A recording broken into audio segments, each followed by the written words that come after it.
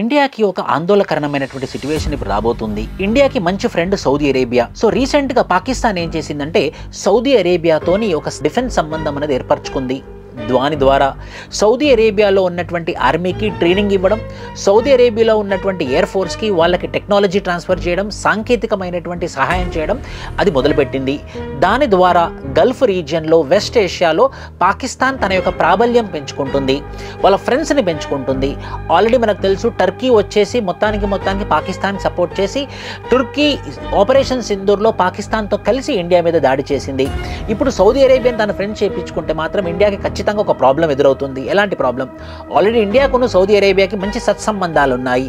ఇప్పుడు ఈ పాకిస్తాన్ వచ్చి పుల్లబెట్టడం వల్ల ఏమవుతుందని అంటే Saudi Arabia either Pakistan decide చేసుకోవాలా, ఇండియా డిసైడ్ చేసుకోవాలని చెప్పేసి ఒక తర్జన భర్జనలో ఉండి ఇండియాకి ఖచ్చితంగా ఇబ్బందికరమైనటువంటి వాతావరణం అయితే వచ్చే అవకాశాలు ఉన్నాయి. ఈ పర్టికులర్ సిచ్యువేషన్లో మన ఇండియా ఒక డిప్లొమాటిక్గా, ఒక వెరీ స్ట్రాటజిక్గా బిహేవ్ చేసి సౌదీ అరేబియాని ఒక పర్మనెంట్ పార్ట్నర్లా చేసుకుంటే మాత్రం పాకిస్తాన్కి ఒక చెంపపెట్టులా ఉంటుంది. Thank you. జై హింద్.